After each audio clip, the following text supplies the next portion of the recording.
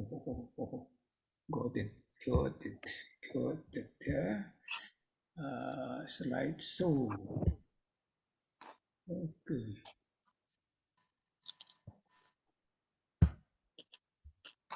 Oh, masalah saya ya. Oke, ya kelihatan ya. Kelihatan, Bang. Ya, oke. Jadi saya beri judul kecil kemuliaan melalui penderitaan, tapi sama dengan judul yang diberikan ke saya tadi ya. Namun saya akan bahas hal ini dan saya ingin kita membaca Alkitab ya. Saya akan baca lebih dari satu ayat karena untuk kita melihat konteks supaya tema ini nanti berjalan dengan baik. Saya akan baca mulai dari ayat 23 dari Yohanes pasal 12 ya. Yohanes pasal 12. Tetapi Yesus menjawab mereka katanya, telah tiba saatnya anak manusia dimuliakan.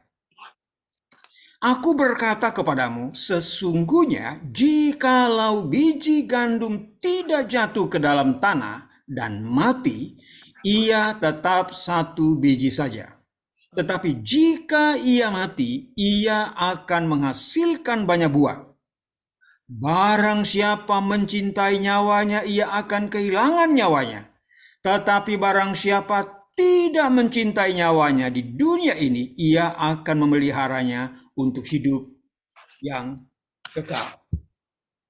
Ayat 26, barang siapa melayani aku, ia harus mengikuti aku, dan di mana aku berada, di situ pun pelayanku akan berada.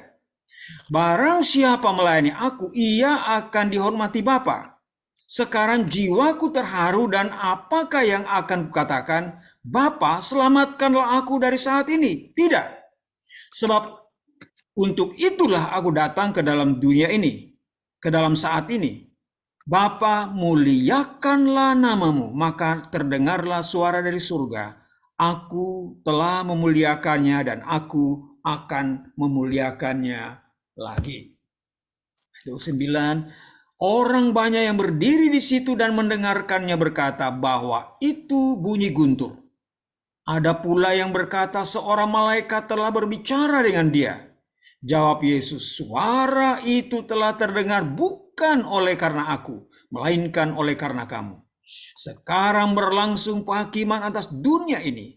Sekarang juga penguasa dunia ini akan dilemparkan keluar. Dan aku, apabila aku ditinggikan dari bumi, aku akan menarik semua orang datang kepadaku. Ini dikatakannya untuk menyatakan bagaimana caranya ia akan mati. Wow, saya ketika diberi tema ini, temanya ngeri-ngeri sedap, ya, itu ngeri-ngeri sedap. Dalam arti saya heran juga ya, 2 kali berturut-turut saya diminta tema yang menyerupai yang dulu penderitaan Ayub, ya masih ingat ya. Sekarang tentang penderitaan lagi rupanya ya, tapi sekarang lebih meningkat, bukan penderitaan lagi, tentang kematian gitu ya. Tentang kematian dan Yesus membicarakan Yohanes pasal 12 ini benar-benar tentang kematian, bukan dalam arti hanya bicara tentang tanaman dan lain sebagainya, tidak, tapi benar-benar tentang dirinya akan mati. Dan kalau kita melihat konteks cerita ini adalah hampir sama dengan Matius pasal 4. Masih ingat ketika Matius pasal 4 di mana iblis mencobai Yesus, ya. Iblis mencobai Yesus. Dan kemudian ketika iblis gagal, iblis berkata dikatakan di Matius pasal 4 bahwa iblis mencari kesempatan lain, menunggu kesempatan untuk mencobai Yesus. Dan ini adalah pencobaan yang berikut yang dialami oleh Yesus untuk mengagalkan misinya. Jadi sebenarnya misi Yesus itu ingin digagalkan oleh iblis. Ya. Dan kisah di Yohanes 12 ini berbicara tentang bagaimana upaya manusia, iblis melalui manusia untuk mengagalkan misi, yaitu kematian itu. Misi yang harus digenapkan melalui kematian. Oke, baik, sedikit penjelasan saya. Saudara, pernah nggak lihat lukisan ini? Yang terkenal yang kanan itu, ya. Yang terkenal yang kanan ini, namanya Prayer Hands. Ya. Ini dilukis oleh Albert Dürer. Ya. Tapi sebenarnya lukisan aslinya itu yang kiri, namanya Hands. Jadi Hands. Yang dilukis oleh Albert Dürer melukis tangan kakaknya yang bernama Albert Dürer. Jadi ini kisah bersaudara di Nuremberg di Jerman, ada 18 anak, ya. Orang dulu di Eropa tuh anaknya banyak-banyak, ya, ini 18, ya. Dan dua bersaudara ini dua-duanya punya bakat untuk melukis dan dua-duanya kepingin masuk di universitas untuk membuat mereka itu menjadi makin mahir dalam melukis itu. Dan yang paling tua bernama Albert dan adiknya bernama Albrecht. Nah, kemudian, tapi tidak mungkin dua-duanya ini akan pergi kuliah karena keluarganya sangat miskin. Jadi akhirnya mereka membuat tots koin, dilemparlah koin itu. Kalau mukanya yang ini, makanya si Albert yang pergi kuliah, si Albert yang akan membiayai. Kalau muka koin yang ini, yang di depan, di atas, maka Albert yang kuliah, Albert yang akan pergi mencari uang. Dan akhirnya dilemparlah koin itu, dan akhirnya koin itu dari koin itu dilempar, hasilnya adalah Albrecht yang pergi kuliah lebih dahulu, 4 tahun kemudian nanti Albert yang akan kuliah. Nah, jadi si Albert ini harus bekerja di tambang batu bara untuk membiayai adiknya yang bernama Albert ini. Dan ketika 4 tahun sudah selesai kuliah, dibuatlah pesta untuk menyambut kedatangan Albrecht, dan dia sudah mulai menjadi pelukis yang terkenal pada waktu itu. Dan pidato yang sangat menarik dibuat oleh Albrecht seperti ini, ya, saudara-saudara, aku berhasil menjadi seorang pelukis karena kakakku mengorbankan dirinya untuk bekerja di tambang batu bara. Kemudian dia berkata, Albert, sekaranglah waktu Anda untuk kuliah. Dan akulah yang akan membiayai kamu untuk kuliah. Tapi kemudian Albert mengangkat kedua tangan, dia berkata, adikku, tidak mungkin lagi aku bisa melukis, katanya. Tanganku untuk memegang gelas aja aku tidak sanggup lagi. Kedua tanganku ini kena rematik yang berat, dan bahkan beberapa tulang yang ada di dalamnya ini sudah pecah-pecah karena saya harus menahan dingin selama 4 tahun itu untuk bekerja, untuk bisa membiayai kamu, katanya.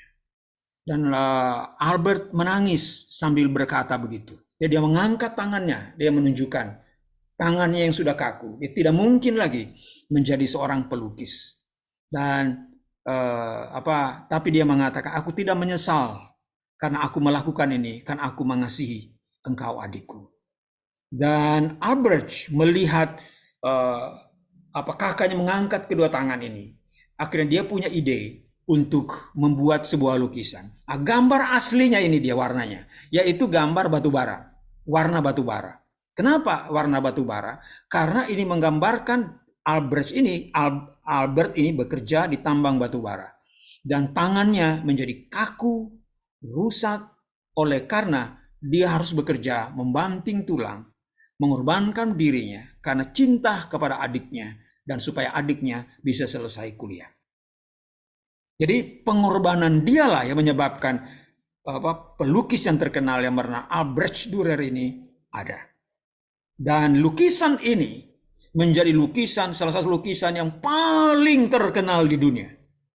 Di gereja ada, di luar gereja ada, dan kemudian ada orang lain yang kemudian memberi nama, membuat lebih menghaluskan lukisan ini yang sebelah kanan ini, namanya Prayer Hands.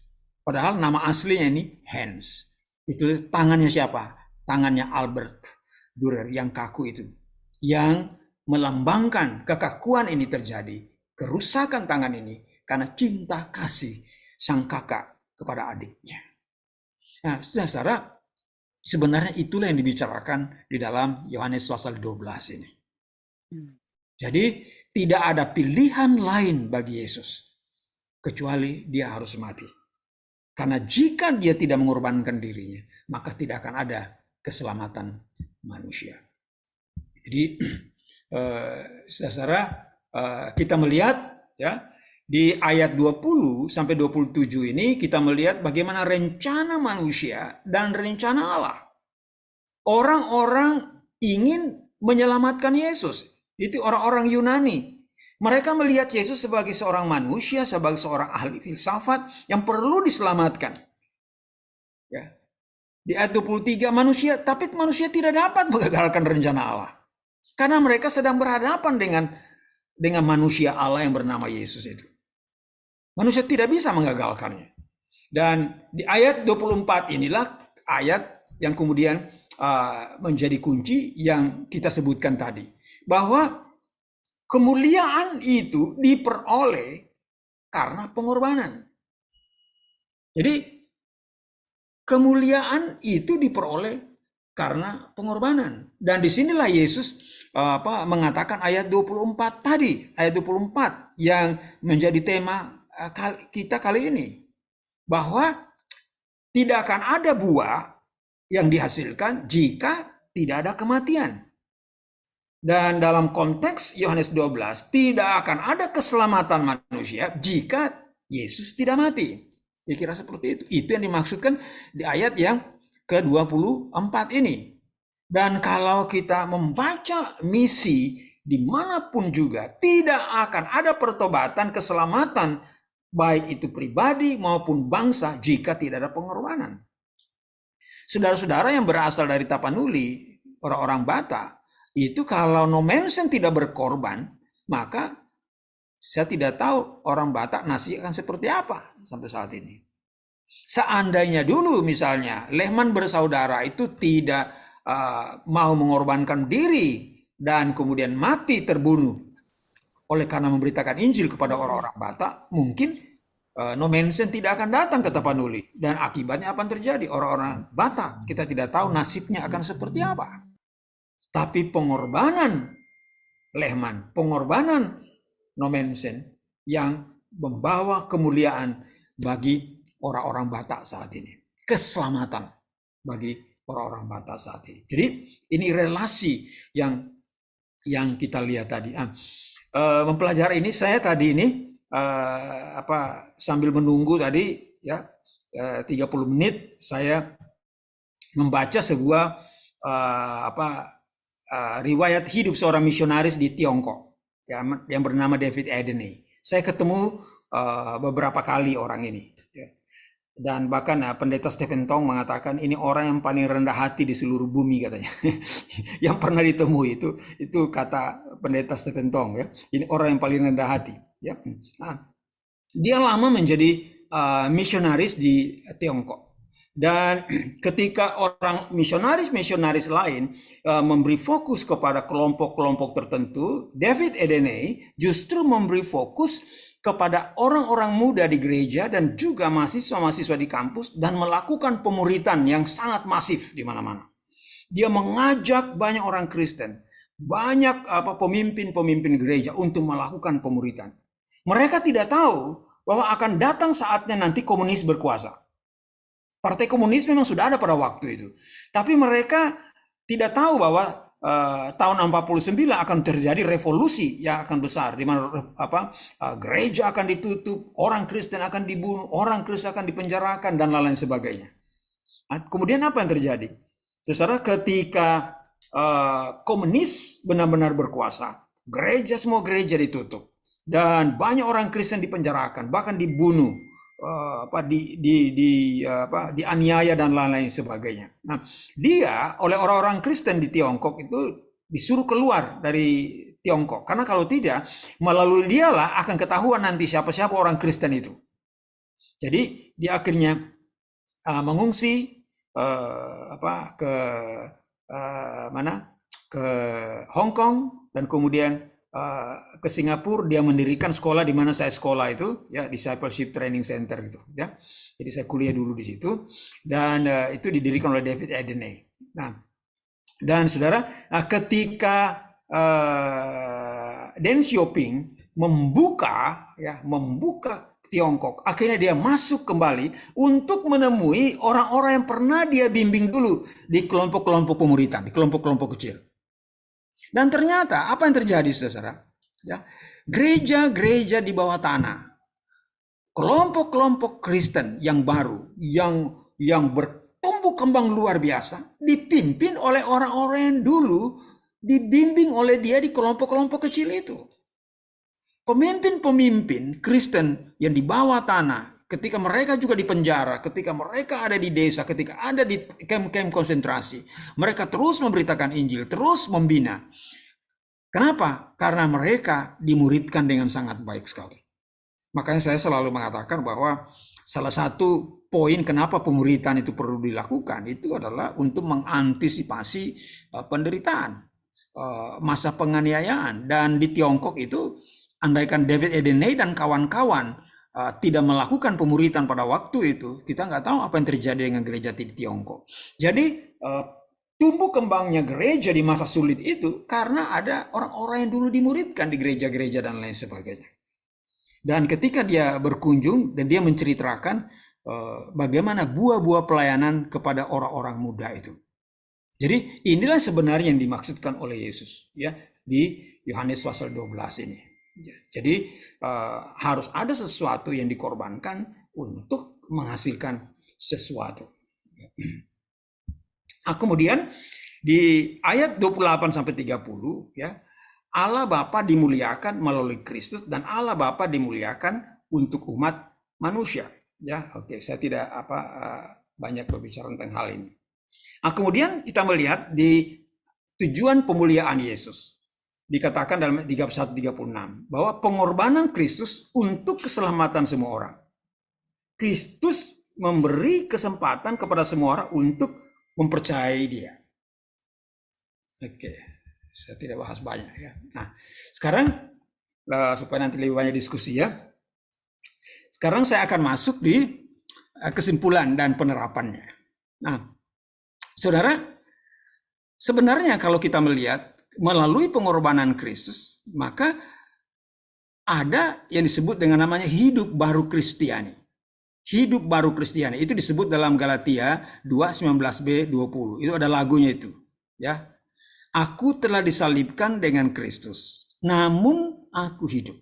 Tetapi bukan lagi aku sendiri yang hidup, melainkan Kristus yang hidup di dalam aku, dan hidupku yang kuhidupi sekarang di dalam daging adalah hidup oleh iman dalam Anak Allah yang telah mengasihi aku dan menyerahkan dirinya untuk aku. Ya. Itu ada lagunya. Adapun hidupku ini bukannya aku lagi, melainkan Kristus yang hidup di dalam aku. Ya, itu ada lagunya. Dan saudara, dan ini Rasul Paulus mengatakan kepada jemaat di Galatia, aku telah disalibkan dengan Kristus, namun aku hidup. Tapi ketika aku hidup, siapa sebenarnya yang hidup? Tetapi bukan lagi aku sendiri yang hidup, melainkan Kristus yang hidup di dalam aku. Itu yang pertama. Bahwa hidup baru Kristiani itu sebenarnya Kristus yang hidup di dalam kita. Manusia lama kita itu telah mati, telah disalibkan. Dan yang hidup saat ini di dalam kita itu adalah Kristus. Makanya dikatakan di ayat 20, dan hidupku yang kuhidupi sekarang di dalam daging adalah hidup oleh iman dalam Anak Allah yang telah mengasihi aku dan menyerahkan dirinya untuk aku. Jadi hidup yang kuhidupi saat ini dalam iman, ya, itu sebenarnya dalam siapa? Di dalam Anak Allah, yaitu Yesus Kristus, yang telah mengasihi aku dan menyerahkan dirinya sampai mati untuk aku. Nah, jadi hidup baru itu bukan hanya sekedar kita sebut, wah saya sudah lahir baru, oh saya sudah percaya Yesus. Tidak, tapi sungguh-sungguh mendalam mengerti, aku telah disalibkan dengan Kristus. Menyatu ketika Yesus disalib, saya juga ada di salib itu. Tetapi aku hidup. Tapi bukan lagi aku sendiri hidup, melainkan Kristus yang hidup dalam aku. Nah, ini pertanyaan besar bagi kita sebagai orang Kristen. Apakah benar Kristus itu yang hidup di dalam kita? Sebab kalau Kristus yang hidup dalam kita, maka kehendak Kristuslah yang akan terjadi pada kita. Lah kalau saya melihat tadi yang namanya tadi apa tuh, grow, fruitful, ya, kemudian impact, ya, impact, ya. Dan apa sebenarnya kita grow di dalam siapa? Yaitu di dalam Kristus yang hidup di dalam kita. Jadi Kristus yang hidup. Bukan saya, tapi Kristus. Berarti kehendaknya, keinginannya, ya, apa yang menjadi keinginannya. Dan hidup yang kuhidupi sekarang di dalam daging, walaupun saya masih hidup, saya belum mati. Ya, dalam daging, dalam bisnis saya, dalam pekerjaan saya, dalam pelayanan saya, dalam kehidupan rumah tangga saya adalah hidup oleh iman dalam siapa? Dalam Yesus, anak Allah. Yang apa? Yang telah mengasihi aku dan menyerahkan dirinya untuk aku. Jadi ini adalah yang selalu disebut, inilah yang disebut bagaimana union with Christ itu, menyatu dengan Kristus itu, bersekutu dengan Kristus, our whole life, our total life in union with Christ, in fellowship with Christ. Jadi kalau disebut tadi namanya Revelation Union, ini adalah namanya union with Christ. Jadi kita menyatu kalau di Ibu Mega bilang bonding, kata bonding, sebenarnya bonding itu istilah Alkitab itu sebenarnya. Jadi bonding with Christ.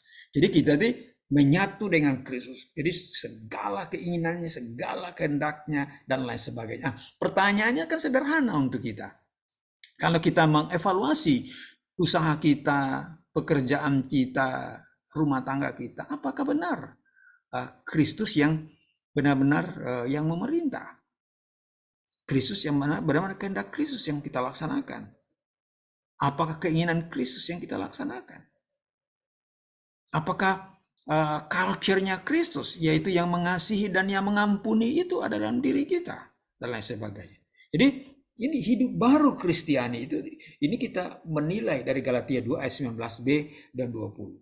Yang kemudian yang berikutnya adalah, kalau kita melihat ini tujuan hidup baru itu apa sih? Yaitu Paulus, kembali ke Rasul Paulus yang mengatakan dalam Filipi 2 ayat 10-11. Ini semua ini ayat hafalan dulu yang saya beri waktu saya mulai kelompok kecil di UKI, ya. Ini ayat hafalan semua ini, ya. Nah, jadi yang ku kehendaki ialah mengenal Dia, itu mengenal Kristus dan kuasa kebangkitannya dan persekutuan dalam penderitaan. Saya tiap kali saya membaca ayat ini, saudara-saudara, itu saya katakan ngeri-ngeri sedap, ya. Kenapa? Paulus mengatakan tujuan hidupku, ya, tujuan hidupku sekarang adalah yang ku kehendaki ialah mengenal Dia, mengenal Kristus, to know Him, ya, dan kuasa kebangkitannya, dan persekutuan dalam penderitaan. Wow, dia ingin supaya ada persekutuan dalam, dia masuk di dalam persekutuan penderitaan Kristus, bounding with His suffering. Jadi menyatu dengan penderitaan Kristus, di mana aku menjadi serupa dengan Dia dalam kematiannya. Lah ini sebenarnya kan yang dikatakan oleh Yesus tadi di Yohanes 12 ayat 24 ini. Ini dia ini. Yaitu di mana aku menjadi serupa dengan Dia dalam kematiannya. Supaya apa? Supaya akhirnya aku beroleh kebangkitan dari antara orang mati. Bukan main. Jadi kita melihat tujuan hidup baru Kristiani yang dipahami, yang diberikan oleh Rasul Paulus. Saya katakan kalau orang Kristen menangkap ini dan kemudian menerjemahkan ini dalam kehidupan mereka, dalam usaha mereka, di dalam pekerjaan mereka, di dalam seluruh gerak mereka, mungkin juga berpolitik mereka, maka dunia ini dan tingkah laku mereka dan perilaku mereka, etos mereka akan menjadi sangat lain sekali. Karena tujuannya ini berbeda sekali. Mereka tidak akan mengorbankan Kristus hanya untuk sesuatu. Ya, saya sedang suka berdialog dengan pejabat Kristen yang sedang bergumul, apakah bersatu dengan Kristus ini bisa diterapkan dalam dunia pekerjaan. Ini satu pergumulan. Ya. Dan bagi orang Batak misalnya yang punya filsafat hamuraun hasangapun hagabeon, apakah ini bagaimana kita melihat Filipi 2:10-11 ini dengan hamuraun hasangapun hagabeon, kira-kira begitu. Ini dengan yang memberikan satu nilai khusus ya bagi orang-orang Batak misalnya. Sebenarnya di suku-suku lain ada juga sih ya, tapi tidak secara terang-terangan mengatakan hal itu. Tapi sebenarnya sami mawon lah ya, sama saja. Nah kemudian yang berikutnya adalah ini budaya Kristiani. Jadi namanya Christian culture. Dan ini kembali ke Rasul Paulus. Saya sengaja hari ini hanya mengambil satu orang, Rasul Paulus, supaya gampang diingat. 1 Korintus 4:10.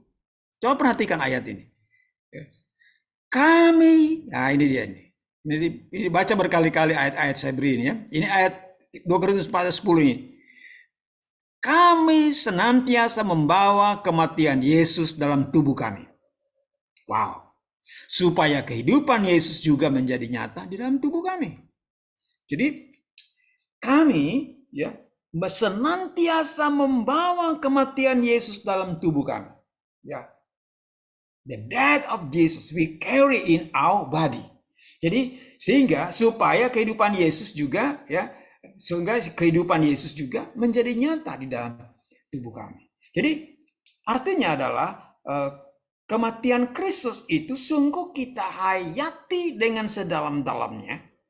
Dan kalau memang hal itu harus menjadi syarat untuk apa yang diinginkan oleh Kristus, saya merelakan hidup saya untuk itu. Ya, saya ingat ketika masa-masa COVID yang lalu dan tahun 2021 itu ya, ketika Delta mulai, dan ada pernikahan di Kalimantan Utara, ya, di Tarakan dan di Nunukan pada waktu itu. Dan aturan gereja Anglikan itu, gereja kami itu, yang boleh memimpin pernikahan itu hanyalah seorang imam. Dan pada saat itu yang sudah divaksin lengkap dan juga sudah di booster itu baru saya. Sehingga yang lain-lain itu tidak akan mungkin berangkat.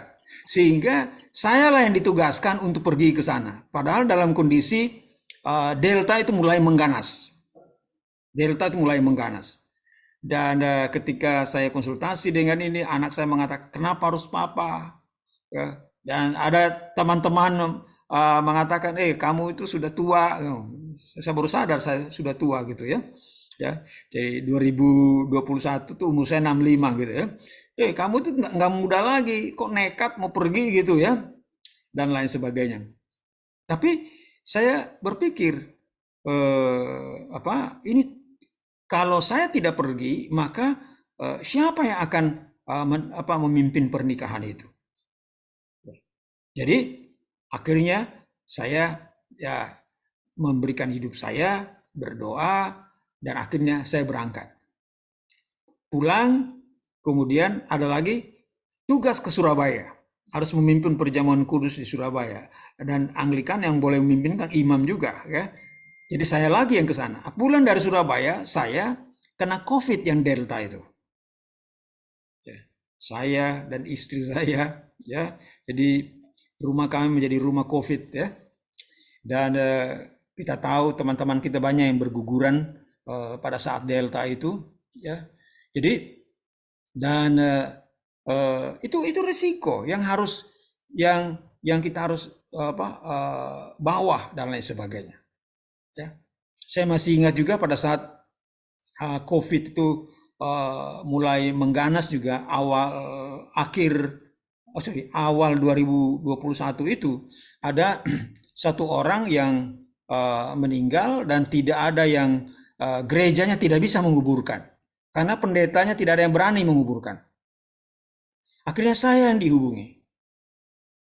Kemudian saya bertanya, oh Tuhan kenapa saya yang dihubungi? Karena abang dari kakak dari yang meninggal ini adalah orang yang saya kenal baik. Jadi dia mengatakan, pendeta adik saya tidak ada yang bersedia katanya, takut katanya. Tolonglah menguburkan adik saya. Wah, saya bergumul juga gitu ya. Tapi saya pikir itulah risiko dalam kehidupan kita. Ya, jadi saya beberapa kali menguburkan orang COVID. Ya, tapi dalam arti ya karena memang belum waktunya Tuhan ya masih hidup sampai saat ini kan, gitu. Jadi itu yang saya dimaksudkan. Kita membawa selalu kematian Yesus dalam tubuh kita. Resiko itu kita hayati dengan sedalam-dalam. Kita mengerti benar. Artinya adalah pengorbanan Kristus itu, kasih Kristus itu yang dikatakan itu benar-benar kita hayati dalam hidup kita. Supaya kehidupan Yesus itu menjadi nyata dalam tubuh kita dan dilihat dan dirasakan oleh orang lain. Saya pikir saudara-saudara, gereja-gereja, orang-orang yang mengalami berkat itu karena melihat pengorbanan orang Kristen, ya, pengorbanan, bukan karena keberhasilan itu, wah orang itu berhasil, itu mungkin di mulut dan lain sebagainya, tapi saudara-saudara, pengorbananlah yang paling banyak membawa hasil, membawa buah yang banyak. Dan saya sangat yakin pertumbuhan gereja, banyaknya orang percaya kepada Yesus karena ada orang-orang yang mau mengorbankan dirinya dan hidup mereka bagi Kristus untuk keselamatan orang lain. Jadi ini kembali lagi, ini budaya baru, membawa kematian Yesus dalam tubuh kita.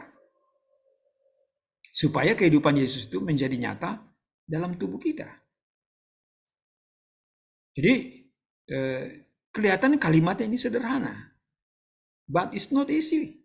Itu bukan satu hal yang mudah, karena ini artinya kita membawa ini dalam seluruh aspek kehidupan kita, sehingga akhirnya Yesus itu menjadi nyata dalam tubuh kita dan orang lain bisa melihatnya. Nah, pertanyaannya adalah, apakah tujuan dan rencana saudara sehubungan dengan Yohanes 12 ayat 24 ini? Maka saya katakan membaca ayat 24 itu ngeri-ngeri sedap. Ya. Ngeri-ngeri sedap. Kita tahu bahwa kalau biji itu kalau hanya ditaruh di toples, dipandang-pandang begitu saja, dia tetap satu dan lama-lama menjadi kering dan tidak berguna lagi. Tapi supaya biji ini dia boleh tumbuh dan berbuah, maka dia harus ditanam dan dia harus mati, biji itu. Dan itulah kehidupan kita. Ya. Saya pikir semangat pengorbanan ini yang perlu dibangun. Ya. Apa tujuan dan rencana saudara sehubungan dengan Yohanes 12:24 ini? Nah, yang kedua ini dia ini. Ya, apakah action plan saudara tahun ini untuk mewujudkan Yohanes 12:24? Ya. Apa action plan-nya? Ya. Jadi, nah, kita lihat lagi ayat 24 ini. Yesus berkata, "Aku berkata kepadamu, sesungguhnya jikalau biji gandum tidak jatuh ke dalam tanah dan mati, ia tetap satu biji saja. Tapi jika ia mati, ia akan menghasilkan banyak buah." Amin. Nah, kita bisa diskusi. Oke, siapa tahu. Oke, saya sudah selesai. Silakan Bro Henry. Bung Henry. Ya, Bang. Oke, puji Tuhan. Saya stop. Jadi kita, Ini ya, share screen saya stop ya. Supaya, ya Bang, ya Bang. oke. Ya. Oke. Jadi kita sekarang masuk ke sesi ini kali Bang ya, sesi diskusi atau pertanyaan kali Bang ya.